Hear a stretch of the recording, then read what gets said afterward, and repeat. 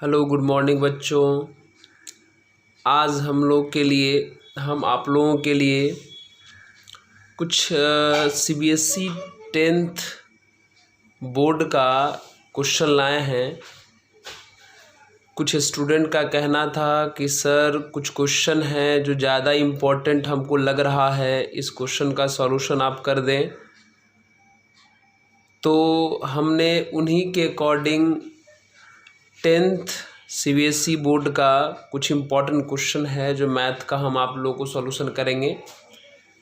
तो इसी में हम आपका सबसे पहला क्वेश्चन लिखे हैं, थोड़ा गौर से देखिए और समझिए। अच्छा क्वेश्चन है, ये क्या लिखा हुआ है। कहता इन अ ट्राइपीजियम ABCD, मतलब कोई ट्राइपीजियम है ABCD जिसमें दिखा हुआ है कि AB parallel DC and DC is equal to 2AB, EF parallel to AB, where E and F lie on BC and AD respectively, such that BE upon EC is equal to 4/3. Diagonal DB intersect EF at G. Prove that 7EF is equal to 11AB। यही question है। अब हम इसको पढ़ के हम आपको समझाते हैं। चलिए सबसे पहले हम इसका फिगर बनाएंगे। कैसे बनाएंगे, देखिए क्या लिखा हुआ है। इन अ ट्राइपीजियम ABCD, एक कोई ट्राइपीजियम बोला है तो हमने एक ट्राइपीजियम, देखिए यहाँ पर ABCD हमने एक ट्राइपीजियम ड्रॉ कर लिया हुआ है ना, ये ट्राइपीजियम ABCD। फिर क्वेश्चन में बोला है कि इस ट्राइपीजियम में AB, ये जो AB है ये वाला, और ये जो DC है ये दोनों हमारा क्या है, पैरेलल है। हमने देखिए यहाँ AB पैरेलल टू DC जो गिवन में था हमने लिख लिया। उसके बाद हमारा क्वेश्चन बोला है कि DC is equal to 2AB, मतलब DC का जो वैल्यू है वो AB का डबल है। ऐसा हमारा क्वेश्चन कहा, जो DC का जो वैल्यू है वो AB का डबल है, यानी ये जो DC है इसका लेंथ जो है वो इस AB का डबल होगा, ऐसा हमारा क्वेश्चन कहा। फिर आगे बढ़े हम, फिर लिखा हुआ EF पैरेलल AB है ना, एक नया लाइन आया EF जो AB के क्या है, पैरेलल है। आगे में बोला है कि यह EF कैसे ड्रॉ करना है। लिखा हुआ है कि where E and F lie on BC and AD, मतलब जब आप EF खींचने लगे तो ध्यान रखें EF का E जो है वो BC के ऊपर होना चाहिए, जो हमने यहाँ पर दिखाया हुआ है, और EF का जो F है वो AD के ऊपर होना चाहिए। तो हमने ड्रॉ भी किया और हमने खींच दिया यह EF, और इस तरीके से खींचा ताकि यह EF वाला लाइन इस AB के क्या हो गया, पैरेलल। ऐसा क्वेश्चन में कहा है तो हमने खींचा, ट्राइपीजियम बनाया, उसके अंदर हमने EF भी खींचा जो AB के पैरेलल हो गया। उसके बाद फिर से क्वेश्चन में कहा respectively such that BE upon EC, ये दिख रहा है आपको, ये BE अपॉन EC, ये इस साइड का रेशियो, मतलब BE अपॉन EC का वैल्यू 4/3 दिया हुआ है। फिर आगे क्वेश्चन में कहा कि diagonal DB intersect EF at G, ये जो हमारा डायगोनल है दिख रहा है आपको, ये डायगोनल DB, ये जो डायगोनल DB है वो इस EF को G पर इंटरसेक्ट करता है, हमने करवा दिया, ठीक है। उसके बाद कहता है proof that 7EF is equal to 11AB, तो कहता है प्रूफ करिए इस EF का 7 टाइम्स जो है वो इस AB के 11 टाइम्स के इक्वल होगा, ठीक है। एक बार अगर हम आपको फिर से समझा दें तो देखिए क्या लिखा हुआ है। ABCD एक हमारा ट्राइपीजियम है जिसमें AB पैरेलल DC है, जिसमें लिखा हुआ है कि यह DC जो है उस AB का डबल है। फिर उसी में लिखा हुआ है कि इस AB के पैरेलल ये EF वाला लाइन है। फिर उसी में लिखा हुआ है कि यह EF जो है डायगोनल DB को G पे कट करता है। यहाँ AC डायगोनल का ज़रूरत भी नहीं था, लेकिन कोई बात नहीं, हम लोग ड्रॉ करनी है, इससे कोई दिक्कत नहीं है, ठीक है।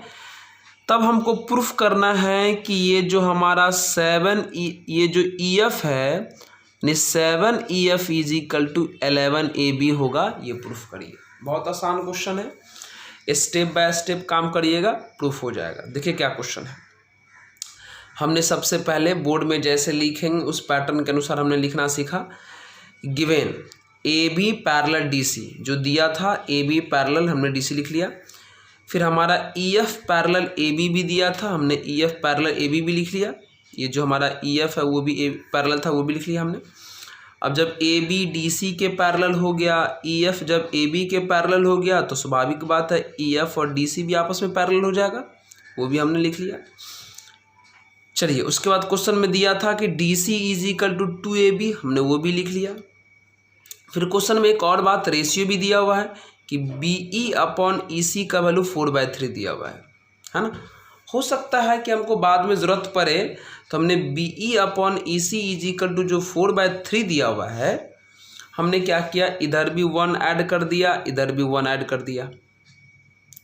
अब इसका एलसीएम लेंगे तो BE प्लस EC हो जाएगा अपॉन EC, इधर वाले का एलसीएम लेंगे तो 4 + 3/3, और BE प्लस EC देख लीजिए, BE प्लस EC देखिए कहाँ है, ये हमारा BE है और ये हमारा EC है ना। तो BE प्लस EC स्वाभाविक बात है पूरा कितना हो जाएगा, BC का लेंथ हो जाएगा ना। तो हमने BE प्लस EC को कितना लिख दिया है, BC लिख दिया है, और नीचे में प्लस कितना था, हमारा EC है ही, और इधर कितना हो जाएगा 7/3, कोई दिक्कत नहीं। सिमिलरली अगर मान लो ज़रूरत पड़ता है हमको, तो BE upon EC is equal to अगर 4/3 है, तो क्या इस BE अपॉन EC को पलट के हम EC अपॉन BE लिख सकते हैं, और जब LHS को पलटे हैं तो हमारा RHS भी पलट जाएगा। यानी BE upon EC is equal to 4/3 है, तो EC अपॉन BE कितना हो जाएगा हमारा 3/4। हमने इधर भी वही काम किया, यहाँ भी 1 ऐड कर दिया, यहाँ भी 1 ऐड कर दिया, किया। फिर हमने एलसीएम लिया तो EC प्लस BE हो जाएगा, यहाँ देखिए एलसीएम लेंगे ना तो ये BE ऊपर चला जाएगा, यानी EC plus BE upon BE हो गया, और यहाँ एलसीएम लेंगे तो 3 + 4/4, यानी EC प्लस BE। फिर से देखिए EC प्लस BE, देखिए कहाँ पर है, ये हमारा देखिए, ये हमारा EC है और ये हमारा BE है, यानी देखिए यहाँ लिखा है ना EC प्लस BE, ये हमारा EC है और ये हमारा BE है। तो EC प्लस BE कितना हो जाएगा, BC हो जाएगा ना। EC और ये BE ऐड करेंगे तो पूरा BC हो जाएगा, BC लिखा हुआ है, नीचे में BE पहले से 3 + 4 7/4 हो गया। यानी कुछ नहीं करना मेरे को, क्वेश्चन में हम क्या किए, जो गिवन पार्ट था वो लिख लिए, जो रेशियो दिया था उसके दोनों तरफ 1 ऐड करके जो रिजल्ट आया वहाँ भी लिखे हैं। इस रेशियो को पलट करके जो 1 ऐड करिए दोनों तरफ, जो रेशियो आया हमने वो भी लिख दिया। यहाँ तो कोई दिक्कत नहीं होना चाहिए। अब देखिए अब क्या करेंगे, ठीक है। अगर अब आप यहाँ तक समझ गए, थोड़ा अच्छा क्वेश्चन है, अच्छे से समझिए, थोड़ा वक्त लगेगा लेकिन अच्छे से समझ जाइए। अब देखिए क्या करेंगे। अब आप लोग थेल्स थ्योरम जानते होंगे, अब लगाना शुरू करते हैं हम लोग थेल्स थ्योरम। शुरू करें, चलिए शुरू कर देते हैं थेल्स थ्योरम। देखिए क्या है, चलिए सबसे पहले हमने यहाँ लिखा कि इन ट्रायंगल DAB, दिख रहा है आप अपने फिगर में देखिए, DAB यहाँ वाला ट्रायंगल ये है ना, गौर से दिख रहा है, ये जो हमारा DAB ये वाला ट्रायंगल दिख रहा है ना, गौर से देखिए। इस ट्रायंगल को थोड़ा आप गौर से देखिए, इस ट्रायंगल DAB में आपको ये FG लाइन AB के पैरेलल है कि नहीं है। ये जो ट्रायंगल DAB है उसके अंदर ये FG लाइन इस AB के पैरेलल है कि नहीं है। तो देखिए हमने लिख दिया है FG लाइन AB के पैरेलल है। और आप जानते हैं कि किसी भी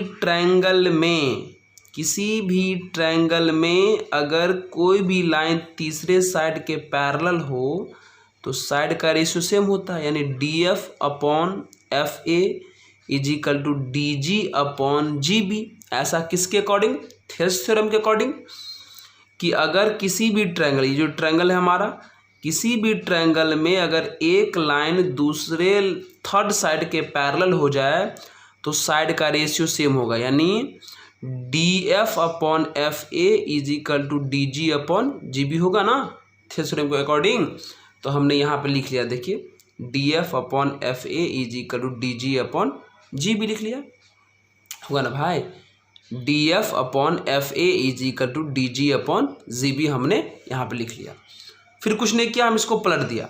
DF अपॉन FA को FA अपॉन DF लिख सकते हैं और DG अपॉन GB को हम लोग GB अपॉन DG लिख सकते हैं। चलिए कुछ नहीं किए, इसको हमने पलट कैसे लिख लिया, कोई दिक्कत? अभी गौर से देखिए, ये जो ट्रायंगल लिए हैं कुछ नहीं किए, इसमें थेल्स थ्योरम लगा के जो रेशियो आना था हमने लिख लिया, उस रेशियो को पलट के लिख दिया यहाँ पे, कोई दिक्कत? अगेन आपके बगल में एक और ट्रायंगल दिख रहा है, यहाँ देखिए ये ट्रायंगल BDC दिख रहा है ना, ये देखिए BDC दिख रहा है बगल में, ये ट्रायंगल BDC है, इसमें भी थेल्स थ्योरम आप लगा सकते हैं। कैसे? ये ट्रायंगल BDC है, इसमें ये देखिए GE वाला लाइन जो है वो इस DC के पैरेलल है, मतलब ट्रायंगल BDC के अंदर ये जो GE वाला लाइन है वो इस DC के क्या है, हमारा पैरेलल है। तो यहाँ भी थेल्स थ्योरम लगेगा, तो थेल्स थ्योरम लगेगा तो क्या होगा, BE upon EC is equal to BG upon GD होगा कि नहीं होगा? देखिए हमने यहाँ पे लिख लिया है, देखिए इन ट्रायंगल BDC में GE पैरेलल DC हो गया, तो फ्रॉम थेल्स थ्योरम से हमने देखिए लिखा हुआ है, क्या लिखा? देखिए BE upon EC is equal to BG upon GD, देखिए यहाँ पे लिखा हुआ है BE upon EC is equal to BG upon GD लिखा हुआ। हमने इसी को सीधा कर लिया, BE अपॉन EC को थोड़ा पहले लिखा, और इस BG को चाहें तो हम GB लिख सकते हैं और GD को चाहें तो हम DG लिख सकते हैं, इसको सेकंड इक्वेशन मान लिया, कोई दिक्कत? अब थोड़ा यहाँ रुकिए, आप पहले समझिए, समझना पता है क्या है, कुछ आपको रटना नहीं है, इस सॉल्यूशन को रटना नहीं है, आपके दिमाग में फिट हो गया। जब भी ये वाला क्वेश्चन आएगा तो हमारे पास बगल में एक ट्रायंगल ये दिख रहा है और ये एक ट्रायंगल ये दिख रहा है, दोनों में हम क्या करेंगे, थेल्स थ्योरम लगा देंगे। अब जैसे ही थेल्स थ्योरम लगा के रेशियो लिखिएगा, आप देख लीजिए इस फर्स्ट इक्वेशन और इस सेकंड इक्वेशन को गौर से थोड़ा, इस फर्स्ट इक्वेशन का RHS और इस सेकंड इक्वेशन का RHS बिल्कुल सेम है, और अगर दो इक्वेशन का अगर RHS सेम हो तो LHS भी सेम होगा कि नहीं होगा? यानी FA अपॉन DF का वैल्यू BE अपॉन EC होगा कि नहीं? यहाँ देखिए लिखा हुआ है FA upon DF is equal to BE upon EC। क्यों? क्योंकि इन दोनों का RHS इक्वल था, तो LHS भी क्या होगा, इक्वल हमने कर दिया, करेक्ट है। और चलिए ये FA upon DF is equal to B upon C, यहाँ देखिए FA अपॉन DF हमने यहाँ लिख लिया FA अपॉन DF, अब बगल में कौन है, BE अपॉन EC। अब मित्र BE अपॉन EC का वैल्यू क्वेश्चन में ही दिया था 4/3, हमने यहाँ पर पुट कर दिया, ठीक है। फिर हमने क्या किया, इधर भी 1 ऐड कर दिया, इधर भी 1 ऐड कर दिया, यहाँ भी एलसीएम लेंगे तो FA plus DF upon DF, यहाँ भी एलसीएम लेंगे तो 4 + 3 अपॉन 3। अब गौर से देखिए FA प्लस DF कहाँ है, ये देखिए ये है हमारा FA है ना, ये वाला हमारा FA है और ये वाला हमारा DF है। तो FA में अगर DF ऐड करेंगे तो क्या लगता है, पूरा AD यानी DA लिख सकते हैं ना। देखिए हमने लिख लिया पूरा DA, नीचे में DF इज इक्वल टू 7/3। कुछ हुआ, हमने थेल्स थ्योरम लगाया दोनों ट्रायंगल में, हमने थेल्स थ्योरम लगाया दोनों ट्रायंगल में। थेल्स थ्योरम लगाने के बाद जो रेशियो था वो हमने लिखा, फिर दोनों रेशियो को इक्वेट किया तो हमने यहाँ तक पहुँच गया। कोई यहाँ तक प्रॉब्लम है? अब क्या करना है, अब बहुत आसान सा स्टेप है। फिर से एक बार फिर से जो आप दो ट्रायंगल लेके बढ़े थे, एक बार ये वाला लाइन इसके पैरेलल किए थे और एक बार ये वाला लाइन आप इसके पैरेलल किए थे, वही काम आपको फिर से करना है। शुरू करें, चलिए। अच्छा बताइए, ये जो FG लाइन है और ये जो AB लाइन है ना, ये जो FG लाइन है और ये जो AB लाइन है, ये दोनों लाइन पैरेलल है, ये लाइन और ये लाइन पैरेलल है। चलिए हम आपको समझाते हैं। जैसे आप जानते होंगे थेल्स थ्योरम में, जब थेल्स थ्योरम पढ़ते होंगे तो देखिए यहाँ पर, तो आप जानते होंगे कि अगर ये वाला साइड अगर इस साइड के पैरेलल होता है तो आप जानते हैं ना कि ये बड़ा वाला ट्रायंगल और ये ऊपर का छोटा वाला ट्रायंगल आपस में क्या होता है, सिमिलर होता है। थेल्स थ्योरम में हम लोग जानते हैं ना कि अगर ये लाइन और ये लाइन अगर आपस में पैरेलल हो जाए तो ये बड़ा वाला ट्रायंगल और बड़ा वाला ट्रायंगल ऊपर का ये छोटा वाला ट्रायंगल क्या होता है हमारा, सिमिलर होता है। कहिएगा सर कैसे? तो मित्र बड़े वाले ट्रायंगल में भी ये एंगल आ जाएगा, छोटे वाले में भी ये एंगल आ जाएगा, दोनों का एक एंगल सेम हो गया। और आपको पता है कि ये लाइन और ये लाइन पैरेलल है, तो ये कॉरेस्पॉन्डिंग एंगल, ये कॉरेस्पॉन्डिंग सेम, ये कॉरेस्पॉन्डिंग सेम। तो दो ट्रायंगल का तीनों एंगल आपस में इक्वल, तो ट्रायंगल सिमिलर होगा कि नहीं होगा? बिल्कुल हो जाएगा। तो हमने इसी प्रॉपर्टी का यूज़ किया कि अगर ये लाइन और ये लाइन अगर पैरेलल है तो बड़ा वाला ट्रायंगल छोटे वाले ट्रायंगल क्या हो जाएगा? सिमिलर हो जाएगा। तो हमने यहाँ पर लगाया, आप गौर से देख लीजिए, ये लाइन और अगर ये लाइन पैरेलल है तो क्या लगता है, ये दोनों लाइन अगर पैरेलल है, ये वाला और ये वाला अगर पैरेलल है, तो आप कह सकते हैं ना कि डी ए बी वाला ट्रायंगल और DFG वाला ट्रायंगल क्या हो जाएगा? सिमिलर। DAB वाला ट्रायंगल और DFG वाला ट्रायंगल क्या हो जाएगा? सिमिलर। हम देख लिए, यहाँ लिख लिए, देखिए FG पैरेलल AB है तो DAB सिमिलर हो गया DFG के। और आपको पता है जब दो ट्रायंगल सिमिलर होता है तो साइड का रेशियो सेम, यानी DA शुरू से दूगो DA, तो शुरू से यहाँ का DA/DF, लास्ट से दूगो AB तो इसका भी लास्ट से दूगो FG लिख लिए, फर्स्ट लास्ट DB इसका भी फर्स्ट लास्ट DG हमने लिख लिया। अब देखिए DA/DF का वैल्यू हम लोग को आया हुआ था 7/3, हमने यहाँ पुट कर लिया। AB/FG भी लिख लिया, इसका ज़रूरत नहीं था तो हम छोड़ दिए। DB/DG का ज़रूरत हमको नहीं है तो छोड़ दिए, ठीक है। चलिए अब बैक क्रॉस मल्टीप्लाई किया, इसको बैक क्रॉस मल्टीप्लाई किया तो ये रिजल्ट आया, ये हो जाएगा 7FG, हो जाएगा 3AB, फिर ये 7 मल्टीप्लीकेशन में गया डिवीजन में तो 3/7AB हो जाएगा। क्या यहाँ तक समझ में आ गया? समझे? अब देखिए सिमिलरली फिर से एक बार देखिए, जब अब देखिए, अब ये जो है, अब ये ट्रायंगल गौर से देखिए, ये वाला ट्रायंगल BDC को गौर से देखिए, इसमें भी ये GE वाला जो लाइन है वो इस तीसरे लाइन के पैरेलल है, मतलब ये वाला इसके तो पैरेलल है।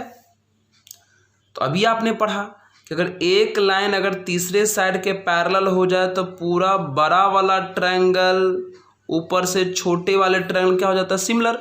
यानी ट्रायंगल BDC ट्रायंगल BGE के क्या होगा? सिमिलर होगा, नहीं होगा? थेल्स थ्योरम हम लोग जानते हैं, अभी आपको समझाया भी, यहाँ वाला इस केस में आपको समझाया भी, मतलब जैसा इधर किए थे कि अगर ये लाइन और ये लाइन अगर पैरेलल है तो पूरा BDC और BGE क्या हो जाएगा हमारा? सिमिलर। तो हमने फिर से यहाँ देखिए लिखा हुआ है, देखिए यहाँ देखिए, है ना, लिखा हुआ है यहाँ पर कि अगर GE पैरेलल DC रहा तो हमारा BDC जो है वो BGE के सिमिलर हो जाएगा।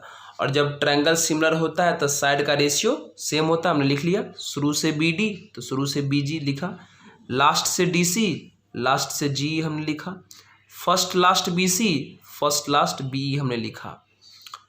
BD/DG का जरूरत नहीं था तो हमने इसको छोड़ दिया, DC/GE लिखा। और ये देखो बगल में कौन है? BC/BE है ना, और ये शुरू में ही आया था, देखिए BC/BE का वैल्यू शुरू में आया था कितना? 7/4।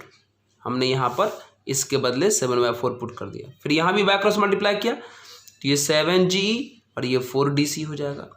4 का 4 DC का वैल्यू क्वेश्चन में दिया है, देखिए यहाँ देख लीजिए, DC का वैल्यू क्वेश्चन में दिया है 2AB दिया है ना, तो हमने यहाँ इस DC के जगह पे 2AB पुट किया तो कितना हो जाएगा? ये 8AB। फिर ये 7 डिवीजन में गया तो हमारा 8/7AB आ गया। मतलब एक बार यहाँ अभी जो आप यहाँ थर्ड माने थे FG = 3/7AB ये, और अभी जो हमारा आया GE = 8/7AB ये दोनों आप समझ गए। अब क्या करना है? अब जो प्रूफ करना है, देखिए प्रूफ करने वाले में हमको चाहिए था कि EF पैरेलल किसी को 7EF = कितना हो जाए? 11AB, यानी EF और AB में ही रिलेशन चाहिए, आराम से हो जाएगा। देखिए कैसे, देखो फिगर को देखो तो भाई, ये जो हमारा EF है ये वाला, इस EF लाइन को चाहे तो FG + GE नहीं लिख सकते? इस पूरे EF लाइन को FG प्लस GE नहीं लिख सकते? लिख सकते हैं। तो देखिए यहाँ लिख लिए हैं, EF को हमने FG प्लस GE लिख लिया। और FG का वैल्यू अभी हमने लाया, देखिए FG का वैल्यू हम यहाँ लाए थे ना, FG का वैल्यू 3/7 AB हमने पुट कर दिया यहाँ 3/7 AB। बगल में GE है, GE का वैल्यू यहाँ तुरंत भी आया 8/7 AB। हमने फिर से दोनों कैल्शियम हो जाएगा 7, तो ऊपर में चाहिए यहाँ से 3 AB, यहाँ से 8 AB। कितना हो जाएगा ये 11, 3 और 8 11 हो गया ना, और नीचे में 7 तो 11/7 AB। फिर यहाँ से हमने बाय क्रॉस मल्टीप्लाई किया तो देखिए 7 EFEG = 11 AB प्रूफ हो गया। बिल्कुल आसान क्वेश्चन है, कुछ नहीं करना है, कुछ नहीं हड़बड़ाना है। फिर से एक बार हम आपको फिगरली समझा देते हैं। देखिए क्या क्या करिएगा, एकदम कुछ नहीं करिएगा। एक बार क्या करिएगा, आप थेल्स थ्योरम लगाइएगा। एक बार थेल्स थ्योरम लगाइएगा ट्रायंगल DAB के अंदर, एक बार आप थेल्स थ्योरम लगाइएगा DAB में, और एक बार थेल्स थ्योरम लगाइएगा BDC में। थेल्स थ्योरम आप जानते हैं, थेल्स थ्योरम लगा करके 2 रेशियो आएगा, दोनों रेशियो को इक्वेट कर दिए हैं हम। देखिए यहाँ पर हम इक्वेट किए हैं ना, एक बार यहाँ लगाएं, एक बार यहाँ लगाएं, फिर दोनों को हमने इक्वेट कर दिया, हमारे पास एक इक्वेशन आ जाएगा। फिर उस इक्वेशन का वैल्यू हम लोग पुट कर दिए थे। अब फिर लास्ट में कुछ नहीं करना है, आपको कुछ नहीं करना है। उसके बाद आपके पास जो रूल है कि ये लाइन और ये लाइन अगर पैरेलल है तो बड़ा वाला ट्रायंगल और ये ऊपर का छोटा वाला सिमिलर होगा, वो प्रॉपर्टी को लगा के हमने क्वेश्चन बनाया। ठीक है, तो आराम से इस क्वेश्चन को आप बना सकते हैं। कितना आसान है देख लीजिए, गौर से समझ लें कि मेरे बात को, तो आराम से इसको बनाइएगा। ठीक है, चलिए देख लीजिए, नोट करना है तो आराम से इसको नोट कर लीजिएगा। ठीक है, देख लीजिए, आराम से नोट कर लीजिए। तो कोई दिक्कत होगा और भी हम आपको ढेर सारे इंपॉर्टेंट क्वेश्चन अभी हम आपको डालेंगे। किसी प्रकार का अगर दिक्कत हो और अगर आपके पास कोई क्वेश्चन है, आपको लगता है कि सर मेरे से सॉल्व नहीं हो रहा, आप हमको सॉल्व कर दीजिए, तो आप हमको बता दीजिएगा, हम आपको सॉल्व कर देंगे। ठीक है, चलिए, कोई दिक्कत है इस क्वेश्चन में? नहीं। धन्यवाद।